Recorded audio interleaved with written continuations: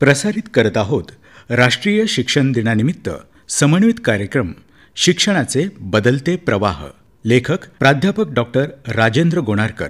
निवेदन आशा गवळे आणि प्राध्यापक डॉक्टर राजेंद्र गोणारकर. निर्मिती सहाय्य गणेश धोबे आणि मधुकर गजभारे. सादर करते राहुल अत्राम. ऐकूया समन्वित कार्यक्रम शिक्षणाचे बदलते प्रवाह.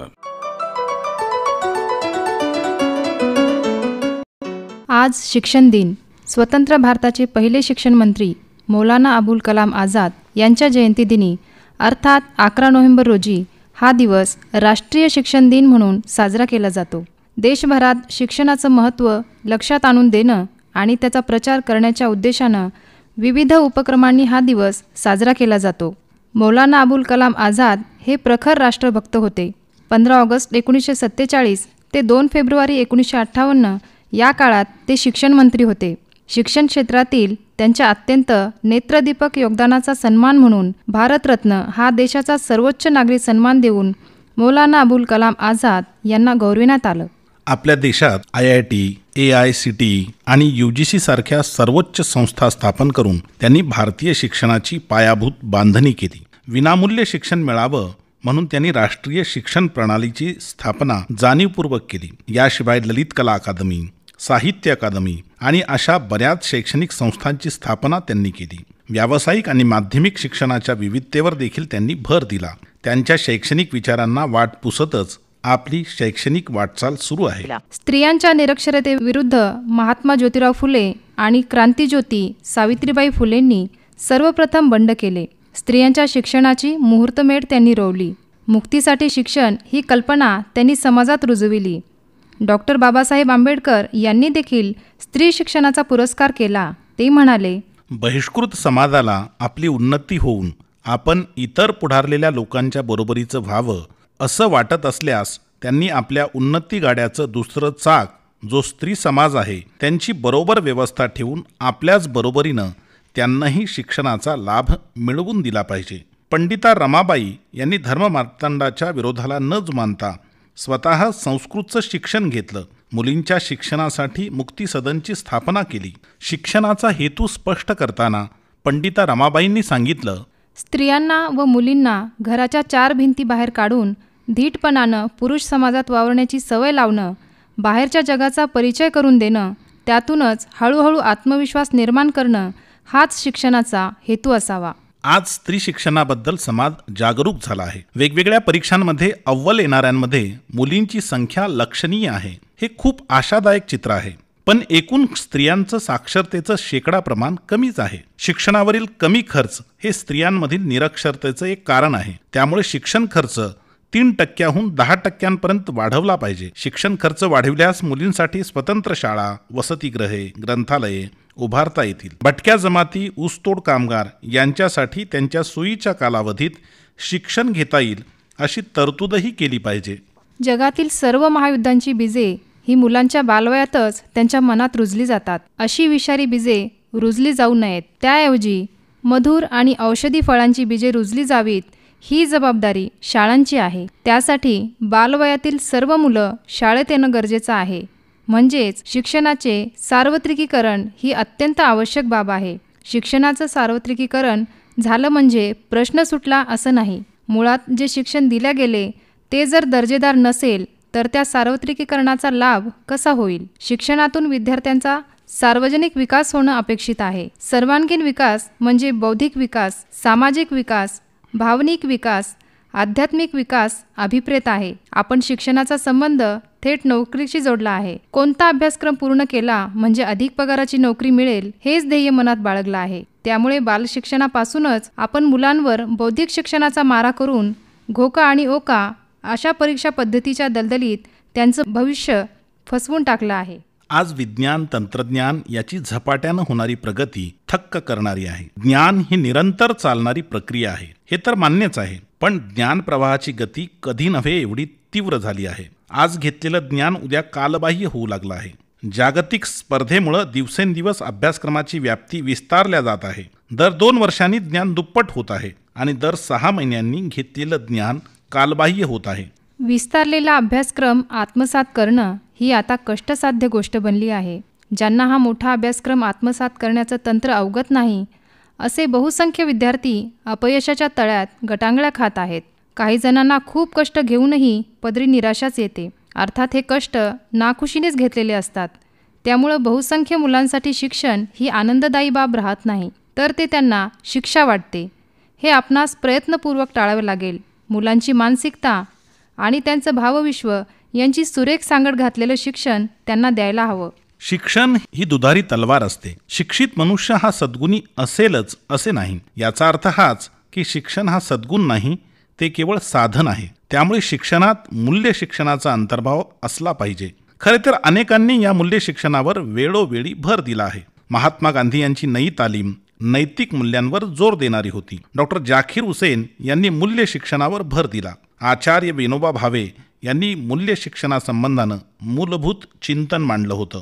शिक्षकांमध्ये मूल्य रुजवण्यासाठी त्यांनी आचार्य कुलाची स्थापना केली होती. कर्मवीर भाऊराव पाटील यांनी आपल्या रयत शिक्षण संस्थेच्या माध्यमातून श्रम, स्वावलंबन आणि स्वाभिमान या मूल्यांवर भर दिला होता. श्रमाशिवाय स्वावलंबी होता येत नाही आणि स्वावलंबी झाल्याशिवाय स्वाभिमान निर्माण होणार नाही, अशी त्यांची भूमिका होती. मूल्य शिक्षणाचा आग्रह धरत असताना मूल्य शिकविले जाऊ शकतात का, असाही प्रश्न उपस्थित केला जाऊ शकतो. गुणांच्या आधारे विद्यार्थ्यांची बौद्धिक पातळी ठरविता येते, पण नैतिक पातळी ही गुणांवर कशी ठरविणार? बौद्धिक शिक्षण हे निरनिराळ्या विषयांचं ज्ञान मुलांना अवगत करून देता येतं, पण मूल्य शिक्षण हे हृदयाचं शिक्षण आहे. मग ते द्यायचे कसं, हा सवाल आहे. कुणा एकानं म्हटलं आहे, values are to be caught and not to be taught. नैतिक मूल्ये शिकविता येत नाहीत, ती आत्मसात करावी लागतात. मूल्य शिक्षण हे या अर्थानं स्वयंशिक्षणच असतं. ते अंतःप्रेरणेतून प्राप्त करावं लागतं. शरीरात रक्ताभिसरणाला जे महत्त्व असतं तेच महत्त्व समाजात मूल्य शिक्षणाला असावं. तथापि मूल्यांचं महत्त्व सांगावंच लागतं. मूल्यांच्या अभावातून काय काय नुकसान होतं हेही सांगावंच लागतं. त्याविषयी नित्य बोलावंच लागतं. आणि म्हणून मूल्य शिक्षणाचे अभ्यासक्रम राबविणं हे श्रेयस्कर ठरतं. मधमाशी फुलांतून जसा मध गोळा करते, त्याचप्रमाणे निरीक्षण, अनुभव आणि अनुकरणातून कळत नकळत मूल्य आत्मसात करावी लागतात. मूल्यविवेक हा समाजाचा प्राणवायू असतो. हा मूल्यविवेकच नवा माणूस घडवतो.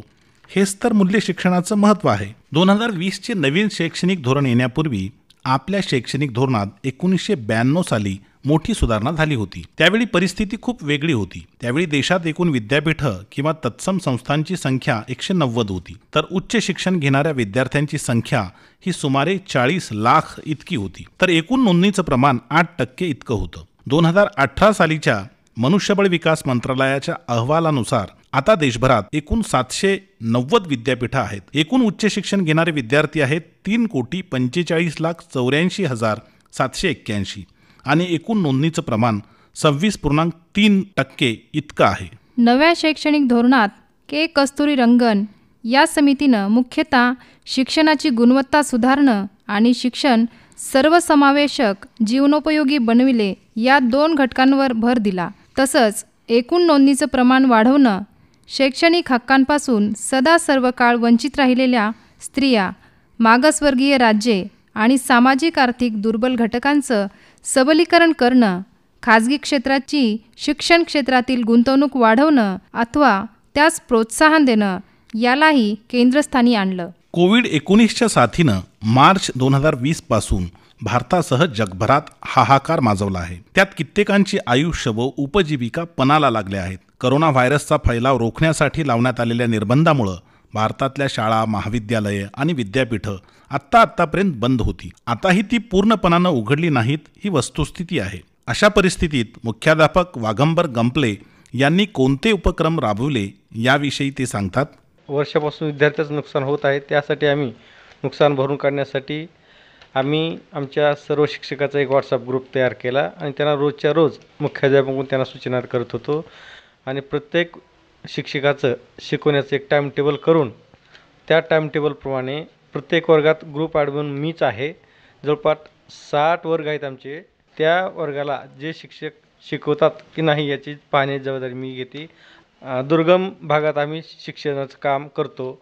आता सहसा विद्यार्थ्याला मोबाईलसुद्धा मिळत नाही. ज्या विद्यार्थ्याकडे मोबाईल आहे त्या विद्यार्थ्याकडे 2-3 विद्यार्थी बसून जेवढं शक्य होईल तेवढं विद्यार्थ्यांना शिकवण्याचा प्रयत्न केला. त्यामुळे आमच्या गल्लीबोळात शिक्षक जिथे राहतात त्या गल्लीबोळात जाऊन शिक्षकांनी विद्यार्थ्यांना शिक्षण देण्याचं आणि घेण्याचं काम चांगल्या प्रकारे केलेलं आहे. जेव्हा कितीतरी दशलक्ष विद्यार्थी आपल्या कुटुंबासह घरी आहेत, त्यांना शिक्षणासाठी बाहेर पडता येत नाही, अशा वेळी ऑनलाईन शिक्षण हाच एक पर्याय डोळ्यासमोर येतो. पण अशाही काळात संस्कृतच्या अध्यापिका वर्षा लगडे यांनी विशेष उपक्रम राबविला. त्या सांगतात, प्रत्येक शिक्षकावर नैतिक बंधन आलं होतं की माझा मुलगा शिकला पाहिजे आणि तो मागे नाही राहिला पाहिजे. तर मग त्या अनुषंगाने आम्ही आमच्या शाळेमार्फत माझ्या संस्कृत विषयासाठी देखील मला जेवढं काही विद्यार्थ्यांसाठी नियोजन करता येईल तेवढं मी केलं. यूट्यूब चॅनल काढलं, त्याच्या माध्यमातून विद्यार्थ्यांसाठी व्हिडिओ अपलोड केले की जे ग्रामीण भागातले विद्यार्थी आहेत आणि त्यांची रेंज रेग्युलर राहत नाही, तर अशी मुलं यूट्यूबचा वापर करून पाठ शिकतील. त्याचबरोबर आमचा पाठांतराचा जो भाग असतो, व्हॉट्सअप ग्रुप तयार केला आणि त्याच्या माध्यमातून पाठांतराच्या संदर्भाने मी माझ्या ऑडिओ क्लिप तयार केल्या. विद्यार्थ्यांना नियोजन आखून दिलं की तुम्ही अशा पद्धतीने ते पाठांतर घ्यायचं आहे आणि विद्यार्थ्यांना असं सांगितलं की रेंज नसेल तर जेव्हा तुमची रेंज येईल तेव्हा माझ्याकडे वैयक्तिक माझ्या नंबरला ते पाठवा आणि तुमची क्लिप ऐकून मी त्यामध्ये सुधारणा करून देईन. आणि अशा पद्धतीने विद्यार्थ्यांसाठी मला जे काही शक्य होईल तेवढं केलं. जे जवळचे मुलं आहेत की ज्यांना जास्त अध्यापन मला करता येऊ शकेल ते मुलं मी घरी बोलवले किंवा काही वेळेला मुलांचे ग्रुप बनवून इतर मुलांच्या घरी जाऊन मी त्यांना मार्गदर्शन केलं. ज्यांच्या घरी संगणक नाही, इंटरनेट कनेक्टिव्हिटी नाही, मोबाईल आहे तर त्यात डेटा नाही, अशा विद्यार्थ्यांसाठी ऑनलाईन शिक्षण हा पर्याय कसा होऊ शकतो? शिक्षण खरोखरच जीवनदायी आहे, तर शिक्षकांना विद्यार्थ्यांच्या मनाला जागृत केलं पाहिजे. त्यांच्या जाणीवेत सखोल पातळीवर जाऊन कोविड-19ने निर्माण केलेल्या संकटाचा सामना करण्यासाठी त्यांना मानसिक सामर्थ्य दिलं पाहिजे. गणिताच्या अध्यापिका मेघा देशमुख यांनी करोना काळात गणित शिक्षणासंबंधानं काय केलं हे त्या सांगतायत. जे विद्यार्थ्यांकडे मोबाईल नाहीत आणि मोबाईलचे बरेच प्रॉब्लेम, कारण एका घरात 3-4 विद्यार्थी म्हणजे असल्या कारणामुळे एकच मोबाईल, मग त्या विद्यार्थ्यांना क्लास करता यायचा नाही. तर अशा विद्यार्थ्यांसाठी मी म्हणजे आजूबाजूच्या संपर्कात असणाऱ्या विद्यार्थ्यांच्या स्वतः घरी जायची आणि जाऊन त्या विद्यार्थ्यांना, माझ्या वर्गात शिकणारे जे विद्यार्थी आहेत आणि त्या विद्यार्थ्यांना म्हणजे एकाच कॉलनीतले असल्या कारणामुळं मी त्या विद्यार्थ्यांना तिथं जाऊन समजून सांगायचं आणि मग ते विद्यार्थी एकत्र बसून अभ्यास करायचे. अशा माध्यमातून मी त्या सगळ्या विद्यार्थ्यांकडून वेगवेगळे उपक्रम करून घेतले. मग तो 8वी असो, 9वी आणि 10वी तिन्ही वर्गांसाठी मी म्हणजे त्या विद्यार्थ्यांच्या पालकांचा मला स्वतः फोन यायचा की मॅडम तुम्ही इतक्या छान पद्धतीनं आमच्या विद्यार्थ्यांना तुम्ही गुंतून ठेवलेलं आहे की इतका म्हणजे गणित विषय एवढा अवघड असून सुद्धा माझ्या विद्यार्थ्यांना छान पद्धतीनं शिकले आहेत. शिक्षकांनी विद्यार्थ्यांशी संवाद निर्माण करून त्यांच्या शंका आणि समस्या जाणून घेऊन त्यावर मार्गदर्शन करायला हवं. अंतर राखण्याला महत्त्व आलं आहे. अशा परिस्थितीत आपण स्वतःबरोबरच्या आणि जगाबरोबरच्या संबंधाकडे नव्यानं पाहायला शिकलं पाहिजे. हे सगळं अभ्यासक्रमाच्या पलीकडे जाऊन करावं लागणार आहे. जर आपण शिक्षक आणि शिक्षण तज्ज्ञ म्हणून आपल्या समकालीन प्रश्नाशी आपल्या शिक्षणाला जोडण्यास असमर्थ ठरलो तर आपण असंवेदनशील आणि निष्ठुर आहोत असंच म्हणावं लागेल. पुस्तकी ज्ञानाची निरर्थकता सिद्ध होताना जगण्याची सूक्ष्म कला शिकवणारं शिक्षण हेच अर्थपूर्ण शिक्षण आहे. कला शिक्षक महादेव खरुळे यांनी जागतिक टपाल दिनाचे औचित्य साधून आपल्या शाळेमध्ये जो अभिनव उपक्रम लॉकडाऊन काळात राबविला त्याविषयी ते सांगतात. सर्वप्रथम सर, लॉकडाऊनच्या काळामध्ये मुलं तासनतास मोबाईलवर होते आणि या काळामध्ये मुलांचं जे चिडचिडपणा आहे, हेकेखोरपणा आहे, पालकावर रागराग करणे हा प्रकार वाढला होता आणि कुठेतरी हे मुलांचा स्क्रीन टाईम कमी करण्याचा प्रयत्न जर करावायचा असेल तर वेगवेगळे उपक्रम आपण राबवून मुलांचा ह्या स्क्रीन टाईम आपण कमी करू शकतो. या उद्देशाने वेगवेगळे शासन स्तरावरचे वेगवेगळे उपक्रम या ठिकाणी राबवले. त्यामध्ये गंदगीमुक्त अभियान असेल, माझे कुटुंब माझी जबाबदारी असेल किंवा कलात्मक वेगवेगळे भाषण स्पर्धा, नृत्य स्पर्धा हे ऑनलाईन पद्धतीने राबवण्याचा प्रयत्न केला. यातून म्हणजे पालकांचाही प्रतिसाद योग्य पद्धतीने मिळाला आणि मुलांचं स्क्रीन टाईम पण कमी झालं आणि कालांतराने मुलं जे चिडचिडपणा करत होते किंवा रागराग करत होते तेही त्यांचं म्हणजे वेळ जास्तीत जास्त कलेमध्ये ते वाहून गेले मुलं. माझे कुटुंब माझी जबाबदारी या उपक्रमामध्ये आमच्या विद्यालयाच्या एका विद्यार्थिनीला 8,000 रुपयाचं पारितोषिक, तसेच एका विद्यार्थ्याला 3,000चं पारितोषिक पण प्राप्त झालेलं आहे. भारतीय संविधानामध्ये स्वयंप्रकाशित भारतीय माणसाचं चारित्र्य चित्रण केलं गेलेलं आहे. हा माणूस लिंगभेदातीत, जाती, वर्ग आणि धर्मातीत असावा अशी आपल्या संविधानाची इच्छा आहे. धर्म, भाषा, प्रदेश आणि वर्ग या सर्व भेदांच्या पलीकडे गेलेला आणि भारतीय जनतेमध्ये एकोपा, बंधुभाव आणि भगिनीभाव वाढीला लावणारा माणूस भारतीय संविधानाच्या नजरेत आहे. विज्ञानशीलता, मानवतावाद, शोधक बुद्धी आणि पुनर्निर्माणशील माणूस ही संविधानाच्या अंतर्मनातील उत्कट इच्छा आहे. अशा माणसाची निर्मिती करण्यासाठी ज्यानं बांधिलकी स्वीकारली आहे आणि अशा माणसांची निर्मिती करण्यासाठी जे प्रयत्नशील असतं तेच खरं शिक्षण आहे. अशा माणसाची निर्मिती करण्यासाठी जो आपलं अध्यापन कौशल्य पणाला लावतो तोच खरा शिक्षक आहे, असं देश घडवणाऱ्या शिक्षणाचा मौलाना अबुल कलाम आझाद यांनी सदैव ध्यास बाळगला. या महान शिक्षण तज्ज्ञास आमचे कोटी कोटी प्रणाम.